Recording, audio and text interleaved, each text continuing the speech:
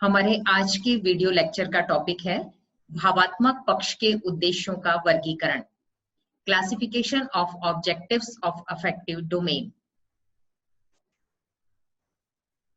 सर्वप्रथम Benjamin Bloom द्वारा उद्देश्यों को बालक के विकास के 3 पक्षों के आधार पर 3 क्षेत्रों में बांटा गया था। कॉग्निटिव डोमेन यानी ज्ञानात्मक उद्देश्य, अफेक्टिव डोमेन यानी भावात्मक उद्देश्य और साइकोमोटर डोमेन यानी क्रियात्मक पक्ष के उद्देश्य। जैसा कि इस चित्र में दर्शाया गया है, कॉग्निटिव ऑब्जेक्टिव्स मस्तिष्क मानसिक योग्यताओं से संबंधित हैं। अफेक्टिव ऑब्जेक्टिव्स हृदय का चिन्ह दर्शाया गया है, यानी ये उद्देश्य भावनाओं से संबंधित हैं। और साइकोमोटर में हाथ का चिन्ह दर्शाया गया है, यानी ये हाथों के कौशल से संबंधित हैं। आज हम विस्तार से चर्चा करेंगे भावात्मक पक्ष के उद्देश्यों की। तो भावात्मक पक्ष का वर्गीकरण ब्लूम, करथवाल और मसीहा के द्वारा 1964 में किया गया था। भावात्मक क्षेत्र में वे उद्देश्य आते हैं जिनका संबंध भावों, मूल्य, संवेग, प्रशंसा, प्रेरणा, जागरूकता, रुचि और अभिवृत्ति से होता है। भावात्मक पक्ष के उद्देश्यों को 5 श्रेणियों में वर्गीकृत किया गया है। सबसे पहला और निम्नतम स्तर है अधिग्रहण, रिसीविंग। दूसरा है अनुक्रिया, रिस्पॉन्डिंग। तीसरा है मूल्य आंकना, वैल्यूइंग। चौथा है ऑर्गेनाइजेशन, संगठन। और 5वां है चरित्रीकरण, कैरेक्टराइजेशन। अब हम एक एक उद्देश्य की बात करते हैं। पहला है अधिग्रहण, रिसीविंग।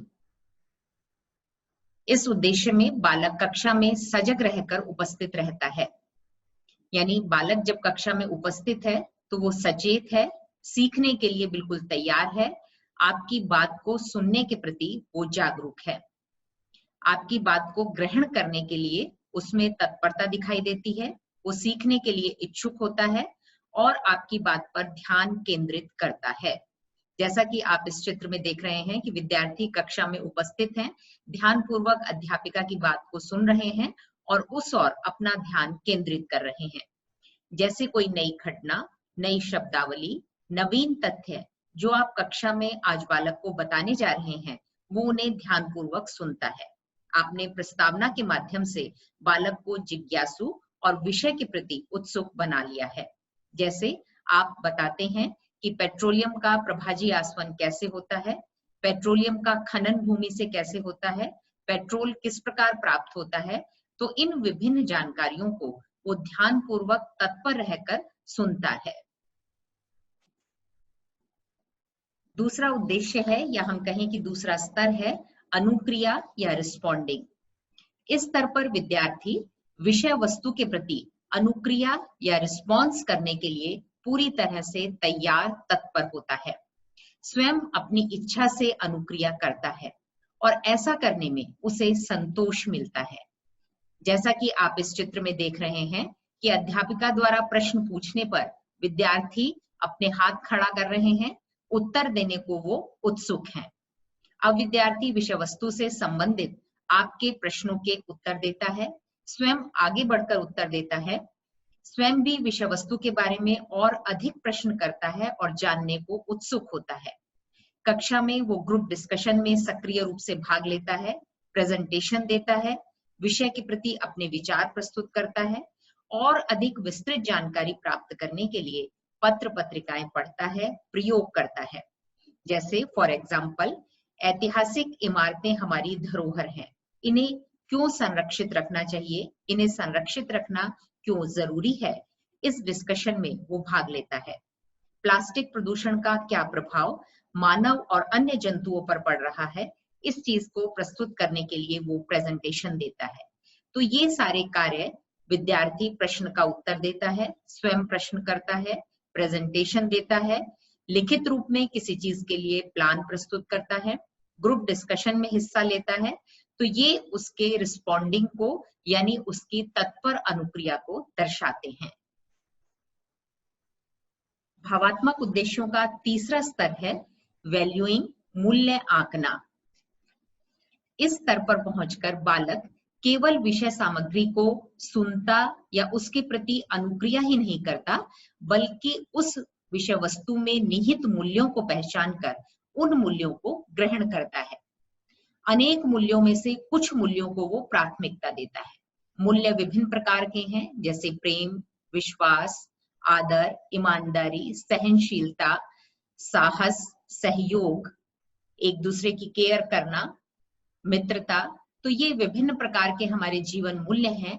तो वो विषय वस्तु में निहित मूल्यों को पहचान कर उन्हें ग्रहण करता है और अनेक मूल्यों में से कुछ मूल्यों को वो वरीयता देता है, जिसे हम कहें कि प्राथमिकता देता है। और उन मूल्यों में जिसमें कि उसका विश्वास दृढ़ होने लगता है, उनके प्रति उसके जीवन में वचनबद्धता दिखाई देती है। यानी बहुत से मूल्यों में से कुछ मूल्यों को वो प्रेफरेंस देकर उनके प्रति उसमें कमिटमेंट, वचनबद्धता दिखाई देने लगती है। जैसे अगर मैं एग्जांपल दूं कि यदि योग शिक्षा की कक्षा में बालक को विभिन्न आसन और उसके लाभ बताए जा रहे हैं, तो वह उन्हें ध्यान पूर्वक सुनकर ग्रहण करने के बाद योग का स्वास्थ्य के लिए क्या महत्व है, इस चीज को स्वीकार करता है कि पहला सुख निरोगी काया, और इस मूल्य को वो अपने जीवन में वरीयता देने लगता है और उसके प्रति उसमें एक कमिटमेंट दिखाई देने लगता है कि वो अब सुबह की सैर प्रारंभ करेगा, व्यायाम करने लगेगा, अच्छा भोजन करेगा, यानी स्वास्थ्य को वो जीवन में महत्व देने लगता है। सामाजिक अध्ययन की कक्षा में ऐसे ही यदि आप सामाजिक कुरीतियों के बारे में पढ़ाया जा रहा है, तो वह उनमें से कुछ कुरीतियों जैसे अशिक्षा, छुआछूत, दहेज प्रथा को समाज के लिए सबसे घातक मानता है और इसमें अशिक्षा को वरीयता में प्रथम स्थान देता है और उसे दूर करने के लिए, उसके निवारण के लिए प्लान प्रस्तुत करता है, उसके प्रति वचनबद्धता दर्शाता है, उसके प्रति जागरूक करने के लिए अपने आसपास के अनपढ़ लोगों, मजदूरों, ग्रामीणों को प्रेरित करता है। मूल्य आंकना के बाद अगला स्तर है संगठन, ऑर्गेनाइजेशन। अब इस स्तर पर बालक में अलग अलग मूल्यों के प्रति आपसी द्वंद्व, कॉन्फ्लिक्ट समाप्त हो जाता है। वह यह समझ जाता है कि एक मूल्य दूसरे से अधिक महत्वपूर्ण क्यों है। वह मूल्यों को आत्मसात, आत्मीकरण यानी इंटरनलाइजेशन करता है और मूल्यों को वो एक विशिष्ट प्रणाली में व्यवस्थित करता है, जिसे कहते हैं यूनिक सिस्टम ऑफ वैल्यू, जो है वो उसमें व्यवस्थित होती है। जैसे यदि नागरिक शास्त्र की कक्षा में मूल अधिकार और कर्तव्य पढ़ाए जा रहे हैं, तो वह यह आत्मसात करता है कि स्वतंत्रता का मूल्य और कर्तव्य पालन आपस में जुड़े हुए हैं। स्वतंत्रता और कर्तव्य पालन में संतुलन होना चाहिए। हमारे एक अधिकार के साथ बहुत से कर्तव्य भी उसी के साथ साथ आते हैं। वह अपने खेल के समय और अध्ययन के समय का विभाजन उचित प्रकार से करता है। विद्यालय के समय और स्वास्थ्य संबंधी क्रियाओं में सामंजस्य बिठाता है। चरित्रीकरण, कैरेक्टराइजेशन, यह भावात्मक पक्ष का सबसे उच्च उद्देश्य है। इस स्तर पर बालक जिन मूल्यों को आत्मसात कर चुका है, उसी के अनुरूप उसका व्यवहार नियंत्रित होने लगता है। उसकी जीवन शैली उसी से प्रभावित होती है और उसी से विकसित होती है। कहने का अभिप्राय है कि विशिष्ट जीवन शैली का विकास होता है। उसके व्यवहार में स्थायी परिवर्तन आ जाता है, व्यवहार में स्थिरता आती है और उस विषय, उस कार्य के प्रति उसकी अभिवृत्ति और अभिरुचि का विकास होता है।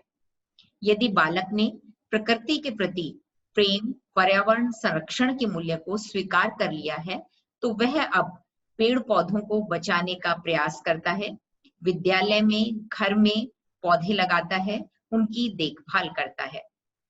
यदि उसने स्वास्थ्य के मूल्य को स्वीकार कर लिया है, तो अब वह समय निकालकर योग करता है, प्राणायाम करता है और ये चीजें उसके व्यवहार में दिखाई देने लगती हैं। इसी प्रकार यदि उसने विज्ञान की कक्षा में अंधविश्वासों के पीछे छिपे वैज्ञानिक कारणों को जान लिया है, तो उसमें वैज्ञानिक दृष्टिकोण का विकास होता है और वह किसी भी घटना को बिना उचित कारणों के स्वीकार नहीं करता है। हम यदि भावात्मक पक्ष के विकास के चरणों को याद रखना चाहते हैं तो एक बार पुनः इसे देखते हैं। अधिग्रहण इसमें सबसे निम्न स्तर है, लोअर लेवल है, और चरित्रीकरण सबसे उच्च स्तर है। बालक सुनने और सीखने के लिए तत्पर होने यानी अधिग्रहण से लेकर चरित्रीकरण तक जाता है। भावात्मक उद्देश्य को प्राप्त करना सर्वाधिक कठिन है। बालक के दृष्टिकोण में परिवर्तन एक दिन में संभव नहीं होता है। अध्यापक को अपने विषय में इस पक्ष के विकास के लिए विशेष प्रयास करना होता है। यदि वह बालक में विषय के प्रति अभिरुचि विकसित करने में कामयाब होता है, विषय के प्रति सकारात्मक दृष्टिकोण विकसित करने में सफल होता है, तो शेष उद्देश्य तो स्वतः ही प्राप्त हो जाते हैं, क्योंकि फिर बालक उसी के अनुरूप कार्य करने लगता है। यदि विषय में अभिरुचि विकसित हो गई है, ये चरित्र उसमें विकसित हो गया है, तो अब वह स्वयं प्रयास करता है उस विषय से संबंधित पुस्तकों को पढ़ने का, उस विषय से संबंधित क्रियाओं, सेमिनार, वर्कशॉप इत्यादि में भाग लेने का और समाज से जुड़े हुए समाज सेवा के कार्यों को करने का। अब हम कुछ अलग अलग विषयों के उदाहरण लेकर इसे समझने का प्रयास करते हैं। जैसे हिंदी में यदि अध्यापक महाराणा प्रताप की कविता को पढ़ा रहे हैं, तो उसके माध्यम से बालक महाराणा प्रताप के देश की आन बान और शान के लिए अपना सर्वस्व समर्पण करने, उनके त्याग और बलिदान के मूल्यों को पहचान कर उन्हें ग्रहण करे और उसमें भी देशभक्ति की, राष्ट्रभक्ति की भावना का बीजारोपण हो। इसके लिए अध्यापक को विशेष प्रयास करने चाहिए। ऐसे ही यदि आप सामाजिक अध्ययन में भारत की विविधता, भिन्न भिन्न खान पान, तीज त्योहार, भाषा और पोशाकों के बारे में पढ़ाते हैं, तो उनके माध्यम से बालक राष्ट्रीय एकता के जीवन मूल्य को सीखे और ग्रहण करे। वह उन कार्यक्रमों, सेमिनार, पैनल चर्चा में हिस्सा ले जो राष्ट्रीय एकता को मजबूत करने के लिए आयोजित किए जाते हैं। यदि गांधी का जीवन दर्शन पढ़ाने पर बालक समझ जाता है कि हिंसा किसी समस्या का समाधान नहीं है, यदि उसने युद्ध की विभीषिका और उसके दुष्परिणामों को जान लिया है, तो वह जीवन में अहिंसा के मूल्य को स्वीकार करेगा।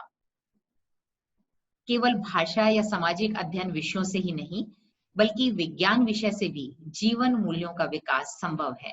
जैसे यदि आप कक्षा में वर्षा जल संरक्षण की तकनीकें पढ़ा रहे हैं कि किस प्रकार वर्षा का जल घरों की छत पर संरक्षित करके भूमि के जल स्तर को बढ़ाया जा सकता है, किस प्रकार हमारी प्राचीन जल संरक्षण की तकनीकें आज भी उपयोगी हैं, तो इनके अध्ययन से बालक में जल को बचाने, जल का संरक्षण करने की प्रवृत्ति विकसित हो, वो जल की एक एक बूंद की कीमत को समझे और ऐसे ही वो कार्य करे और दूसरों को भी जागरूक करे कि वे जल का संरक्षण किस प्रकार से करें।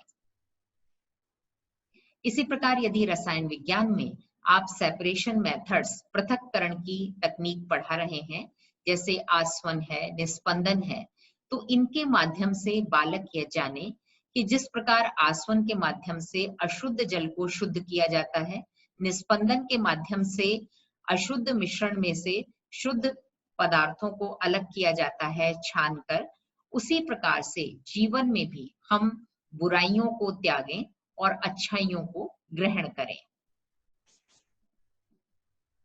इसी प्रकार यदि सामान्य विज्ञान का अध्यापक भोजन के मुख्य तत्वों, मुख्य अवयवों के बारे में पढ़ा रहा है, वसा, कार्बोहाइड्रेट, प्रोटीन, खनिज लवण, विटामिन इत्यादि, तो विद्यार्थी इनकी जानकारी प्राप्त करने के बाद जीवन में संतुलित भोजन और उसकी पौष्टिकता का क्या महत्व है, इस चीज को जान पाए और अपने आहार में, अपनी जीवन शैली में पौष्टिक भोजन को और पौष्टिक पदार्थों को सम्मिलित करें। एक अच्छा शिक्षक वही होता है जो अपने शिक्षण में तीनों पक्षों के उद्देश्यों को सम्मिलित करता है और उनके विकास के लिए प्रयास करता है। शिक्षा का उद्देश्य केवल पुस्तकीय ज्ञान देना नहीं है, बल्कि बालक के चरित्र का निर्माण करना है, क्योंकि महान चरित्र का निर्माण महान और उज्जवल विचारों से होता है। आपने भावात्मक पक्ष के उद्देश्यों को समझा और उसके विभिन्न उदाहरणों को और विभिन्न विषयों के माध्यम से हम उन्हें किस प्रकार विकसित कर सकते हैं, इस चीज को जाना।